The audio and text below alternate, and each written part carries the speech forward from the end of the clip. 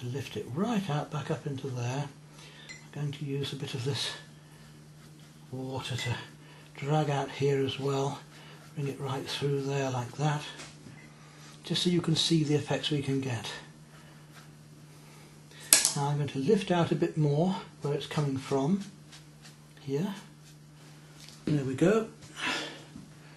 I'm not saying it's a brilliant painting, I'm simply showing you ways of doing things, that's all. Ways of getting these different watercolour effects. Now I want to go a bit darker against that, so while that's still wet there, with a bit more water across here, I'm just going to make a slightly darker colour again, and just drop that in above this edge. So we can still come back and wet the painting, as you can see. We can still come in with that then later and use it. Soften that back in with clean water. And there we are. I'm going to come across to this tree area here while I'm waiting for this and show you how we can do a tree using the rigger brushes and the fan brushes. So I'll zoom in on that. Now here we have a fan brush and 3 riggers. The riggers were originally intended for painting rigging on sailing ships using oil paint, and the way they would do it was to paint into the sky, which was still liquid, and the colour would come in behind it, close in behind it, making it even thinner. So I want to start off with a nice burnt sienna and a little bit of Prussian. What I'm going to do is use my rigger, because it'll give me a nice long wavy line, to come up here and tickle my way out, getting thinner and thinner, using the larger rigger at first look, and I can just bring it outwards and flick it on out, bringing up these branches, getting lighter as I press as I come towards the top. Actually, that's still wet there, which is no good. Let that dry a bit more. Go on to a finer rigger now.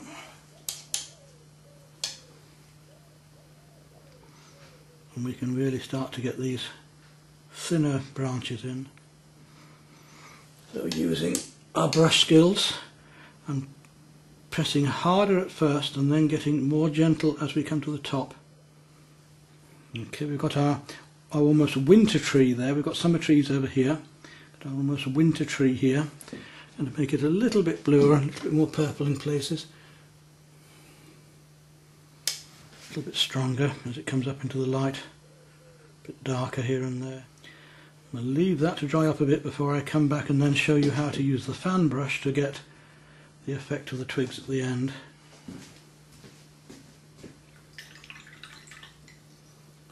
Now, using the fan,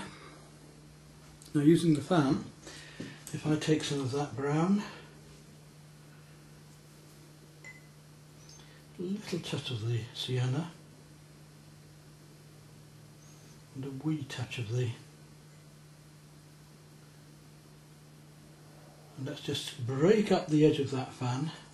Don't want it too stiff, and we should be able to just flick in these at the surface at the top of the tree here like this, look,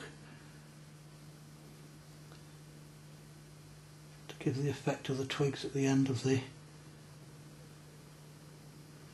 branches, just coming through here, layering round, do them that way as well, look, and there's our winter tree, as easy as that.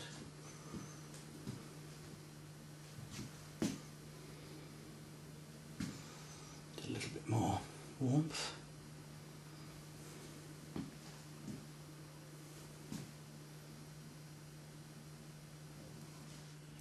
And let's just say I wanted a slight pine tree around here, shall we? Let's take some deep green, deep blue and green, and I'm going to just use this fan brush like this, look, to come up in layers, put it together a bit.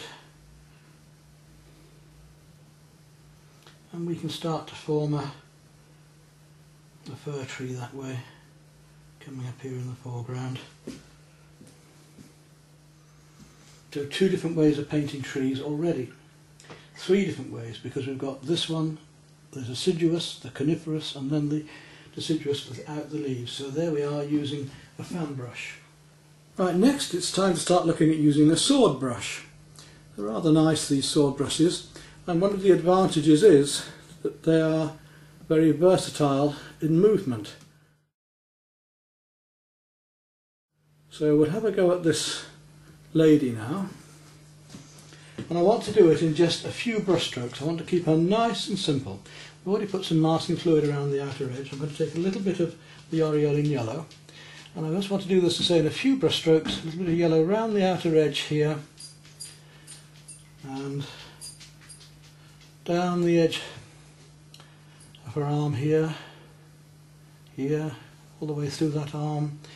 It's golden colour down here, so we'll add a little bit of cadmium orange down here into the dress. There she gets cooler again, so I'm going to use a little bit of turquoise, strangely enough, here. Let it flow in, simple strokes, so I can twist the brush as I want as I go along. I want to get a little bit more colour onto the face. Going to go to the cobalt violet now and bring that cobalt violet all the way down in one go, straight round there. I'm just doing those nice strokes. I've got plenty of control. A little bit more burnt sienna just to come into the face here, and we'll gently bring that down and in all the way around the hair there. Going to go across there in a minute to make it a bit darker, just a fraction darker. Then down her arm, the same colour, a little bit more of that. And in the basket, while I'm at it, we'll just do a couple of strokes around for the basket just to feel that a bit darker underneath here. Coming round my shoulders, 2 strokes just here, and using the brush flat on, I can just come down in 1 stroke to there, and 1 stroke to there.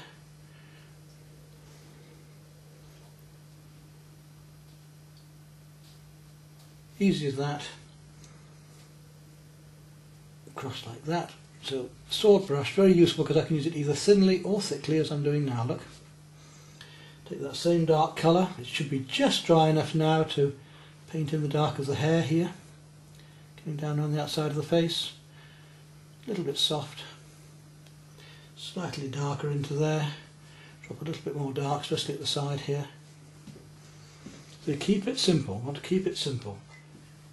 Now I want a slightly warmer tint here, so I'm going to take a little bit of that quincadrone gold and a couple of strokes down. Quincadrone gold, a couple of strokes down the dress. Keep it simple. A little bit warmer now, down the arm and hand here. Make that hand a bit darker just here. Now, as I was saying, I want to come back a bit on that. It's a little bit, it wants to be a bit darker here. And that's basically it. Keep it simple, keep it fresh. We can just use the tip of the brush then to just show this lattice work here. Looking into the background now, and we've used most of our brushes. I'm going to come back to this oval mop, and we're going to do this area here. We need to start building up some of these lovely, slightly darker colours coming through there now in the background. So once again, we're going to be doing some washes and glazes. I'm going to take some of that same cobalt violet that we've already used and bring it right across here, across this already existing piece, so it gives us a second coat. And then take a little of the aureolin yellow and just bring that across the top of it, like that. And that gives us that lovely glow. It comes down into here. And into that again a bit more purple, just a touch now while it's wet of the purple coming into the bottom of it. So wet into wet, slightly stronger colours, and even a little bit of rose now. We've built it up, we're putting the wet into wet. So a little bit of rose to come in there now as well, which will really make these colours much stronger just here. right through to the lady and through behind into the garden. And now we have the light effect of the background much stronger in the foreground, and even going to bring a little bit of the deep blue in, and these darker colours with the burnt sienna and the deep blue right down, so we've got the texture behind, but we're also dry brushing down slightly with this darker colour here, so that we can bring the thatch down in shadow, especially around the outer edges here. Just using the edge of the brush and letting that colour glow through. And there we go. Just dry brushing across as well. There we are. That's got the effect of that thatch, hasn't it? A little bit across here as well. And back to my round brush, and I'm going to use my cobalt violet into there and let wet into wet happen. We want some nice bright red there with our flowers. Some of it's light, so I'm leaving some of the lighter bits behind. Comes right down through here, and some of it's a much cooler red as well, so let's come back to some rose and we'll drop some cooler rose amongst that as well. And then we come down to our green amongst that, take some of that lovely sap green from earlier, and we'll start dropping that in amongst it too, and letting that spread out a bit so that it comes up over the window a bit and through here. Talking about colours, chrome yellow here, and I'm going to drop some red into that just to show you what happens when we drop one colour into another to make things seem even brighter. A bit like the Impressionists in broken colour. Now if I take some bright red now and drop that in amongst this, look what a lovely orangey red we get, which we wouldn't have got if I'd just mixed them before putting them on. There we go. Quite different to the red over here, look. Cobalt violet again, and I'm going to place those bits of cobalt violet in here for these, I think they're foxgloves coming down, and amongst the foxgloves we've got some cooler red, so I'll take some of that rose again and drop that in amongst these foxgloves, again dropping it into the colour. And I want to show you how we can use these yellows here later as well, and put on some lemon yellow as a opaque colour over the top. And we've got all of these flowers here. The bridge, now look at the bridge. Again, I'm going to use a slightly larger round brush. Come up here now. There's only my flats that I haven't, big flats that I haven't used. We've used all of the brushes now. We haven't used salt effects, we haven't taken the masking fluid off. That's something we're going to do yet. We haven't done a lot of dry brush, but just a little bit here and there, look. Anyway, let's look at this bridge. That I'm going to again use the cobalt violet and make it slightly warm. It's a little touch of brown into it. Bring it right up and round and over here. Now I want to look at this water here, and I'm going to deliberately use my flat brushes for this. I'll show you why. I could use the oval mop. I'm going to use a medium sized flat brush.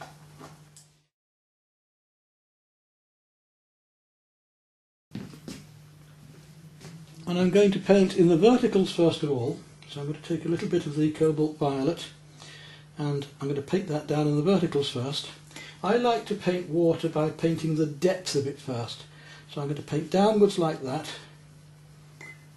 to get the feeling of the reflections going on behind, all the way down, and then I'm going to lead it across and work across the surface a bit, look, like that. We've got some of that grey going on in the background, so I'm going to have to bring some of that into it as well. So we'll bring some of that grey down and across afterwards, so downwards and then across. We can always lift colour out, remember. So we're getting the feeling of water by painting the verticals as much as horizontals. Again, we'll get the verticals going on all the way along here, and then we'll bring it through a bit. Look at the feeling of depth this is giving us in the water already. One stroke, whoop, like that. Straight in, out, downwards, let it come in, reflecting down and in little dots and dashes with these brushes and little bits of lily coming in here, little strokes downwards again, all the way through here, downwards through there. A few little darks and things coming in here. We'll touch upon those in a minute. We can lift out as well. Dry brush work, very good for dry brush work. These are stiffer brushes. Obviously you can get brushes in soft and stiffer qualities, and these particular ones that I'm using are slightly stiffer. They're a bit nicer for doing dry brush. Just using the tip of the brush across now. You can use them that way, look, to get the feeling of brushes and plants coming up in and around here. So flat brush being used now, right up into here, round and behind there. Now we're going to use a technique with a knife now, and I'm going to paint some brown, a bit of blue, brown, through here, quite dark, bit of this green coming back into it, bring those yellows in again, and with my knife we'll attempt to scrape out a couple of posts that are here. So scratch through there, look, scratch through here, and we'll scrape out a couple of fence posts that are here, like that.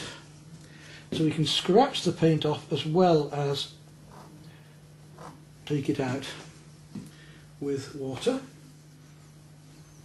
Right, far more light colours, so I take my yellows. This is my oil in yellow again, very thinly. I want to get some lovely flower beds coming through behind here. So I'm going to put some lemon yellow back in here afterwards, just to show you what can be done there. She needs some flowers in her basket, so we'll take a little bit of this and put some flowers in there. And here we've got some much brighter reds. So again, I'm going to take my cadmium yellow and put in these red flowers here by dropping the red into the yellow again. Just cerulean blue now, not quite as strong as the turquoise, to blue back these areas here.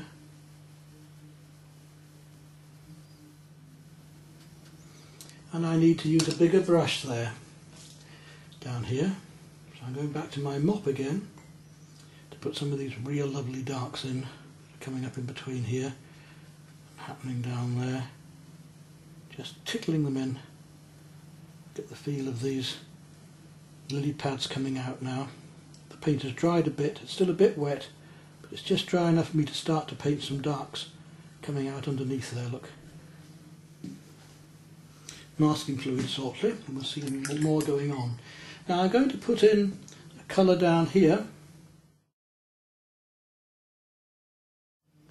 I'm going to drop in first of all some of my lovely quincadrone gold all the way down here. I'm going to use a bit of dry brush work there, but I'm also going to drop in the raw sienna, and you see the difference in the two now. I wanted to show you the differences in these colours, how lovely that quincadrone gold was, but how different now this raw sienna is next to it. Then I'm going to drop in a little bit of Indian red to get the warmth there and around here. Really drag it forward. So there's three very different colours, look. This salt grinder has sea salt in it, and I'm going to deliberately grind up sea salt across there, and you can see how it's forming a texture. We'll look at that when it's dry.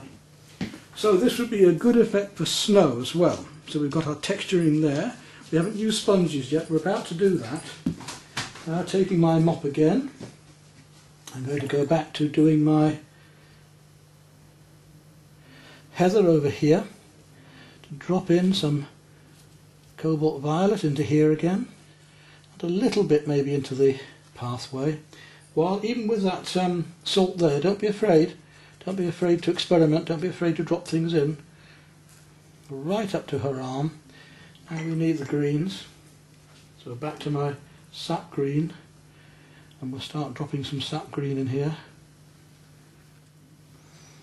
And suddenly the painting is appearing because we've covered all the white up. And it's much stronger here. We're going to take some cobalt and bring a shadow just across the path here and right down through the edge there. Let it come into the path a bit. I'll make more sense of her in a moment when we take away the masking fluid as well. A bit stronger around the side and back of the head now. This whole area is a bit darker. Now how about some texture? So I'm going to make a very dark warm colour, a very dark with my deep blue and my burnt sienna, and take my texturing brush and we'll do a little bit of texturing straight away down here in the grasses. And of course we can use sponge for putting in the darks as well. So for instance here I'm going to use the sponge with some, so we could use the brushes for texture, you can use the sponge for texture, and that of course will make things look a bit more interesting for the water, because with this now being more textural, the water is going to look smoother. And earlier on I was saying how we could use the, put a bit of cross-held dress as she comes through there, how we could use the lemon yellow to finally go across opaquely. So if I take some lemon yellow now, very thickly, mix up a good quantity of lemon yellow, and I come into here, I'll be able to paint the lemon yellow in opaquely over the top here. Get it a bit greener. There we go. So we're using more opaque paint now, and different textural brushes to get the last of the feeling of this. Now this is dry here, I'm able to add this white gouache over the top, and I'm going to show you another little trick in a minute as well, because it isn't just white gouache that we can use to bring out highlights or white acrylic, we can use soft white pastels as well. Watercolours off more quickly, you can also use a hairdryer.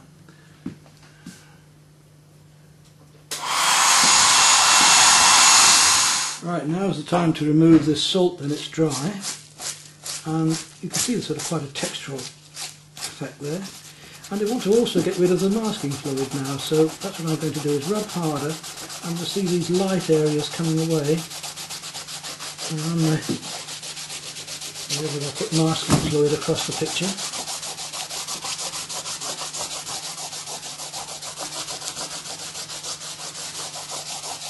We've got those little bits of white now that weren't there before, and you can see we've got this silhouette around the figure, which is quite nice. So what I want to do now there is just take a little bit of the yellow and just tint her back a fraction. So a little bit of aureolin yellow, and we'll just tint her back a little bit so it is more of a golden light than a white light around her. And here on the water as well, we have a chance now just to make a few sharper dark edges if we want to across the water, just to give it a bit of surface here and there, look.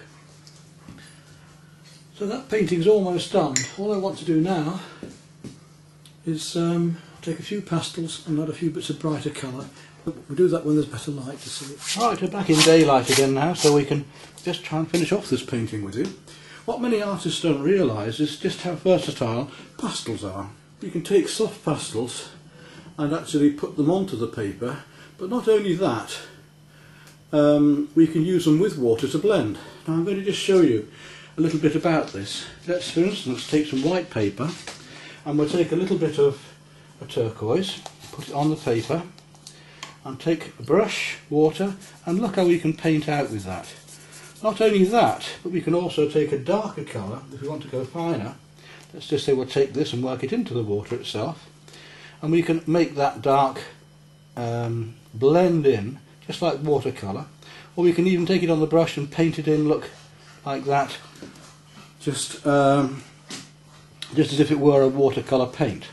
Now this means that we can tint on top of here and lighten things up. I can put brighter colours in. For instance, if I want to make these flowers a bit brighter here, I can just touch in with this opaque colour on top to lighten things up and make them brighter again. I can do that right the way through. I can have some over here, And you'd hardly know it wasn't watercolour. If you do it carefully, it's almost like having left watercolour pieces behind. And it means that we can just liven things up a bit, doesn't it? I can come back into here and I can put some brighter colours in for the flowers here and there. I can just stumble over the surface of the paper lightly like that and bring the thing back to life if it's gone a bit dead. I mean, I've already overworked this one anyway. It was only meant as an illustration of different techniques. I do not put this forward as being a great watercolour by any means, please don't think so. It was merely to show you different ways that we can work. You can just drag it across there, give it colour to the water again, let those colours reflect in there. Across the top of the bridge a bit if we want to. Just to liven everything up, even over the hills and across here on the heather a bit if we want to, the texture just on the surface. So it's rather fun. I can come back into the sky if I wanted. We could bring in some white here again now, coming from here, just lightly coming out from there to really lighten things up a bit, as if there's a lot of light just there, even above there a bit. We can blend it with our fingers, or I can blend it with the brush and take the water and paint those colours in and soften them in just as if they're a part of the watercolour. So don't forget that you can use that technique, please. Very useful. And you may well want to brighten the palette. If you've lost a watercolour, if watercolours become overworked, it's quite a useful technique to bring things back again. As you can see here, we can lighten everything up and liven it up with a little bit of pastel over the surface, blending it all in again afterwards. So that gives you an idea about that. We can also put highlights back in, of the whites too, if we want a bit more sparkle back. Here we've lost these little bits of white, even though we've used masking fluid there. There were some more cream and lighter coloured roses here, which I'll just put back in again.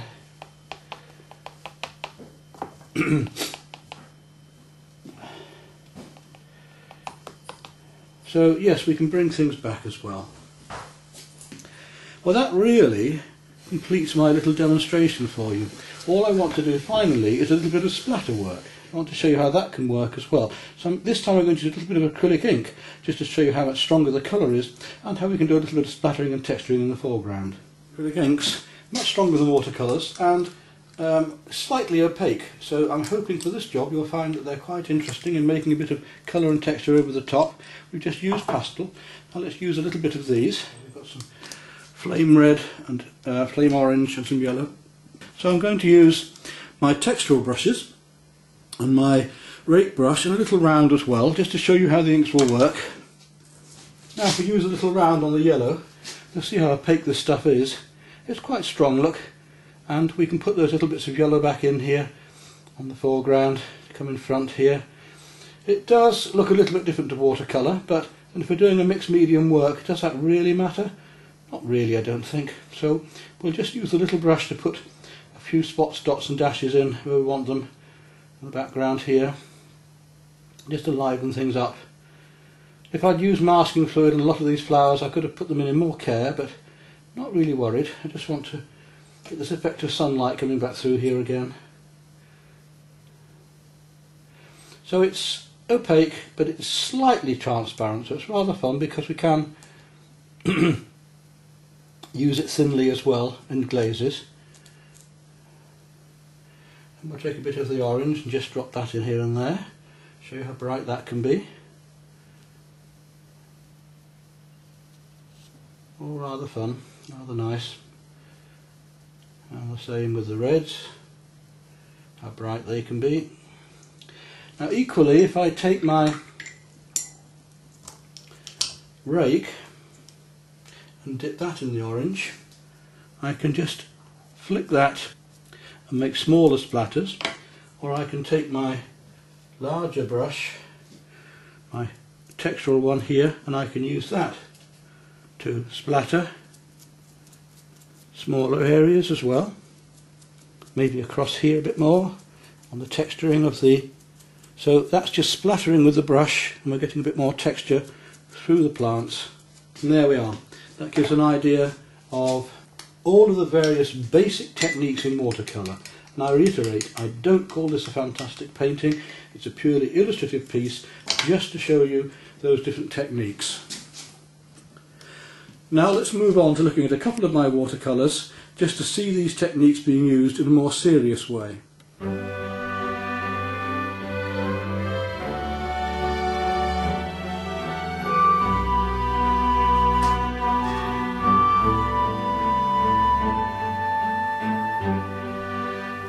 So remember how we did the trees with the rigging brushes, and then the fan with mops, and then with texturing and sponges and splattering, the flowers with resist, the masking fluid, and then with pastels and also with acrylic inks.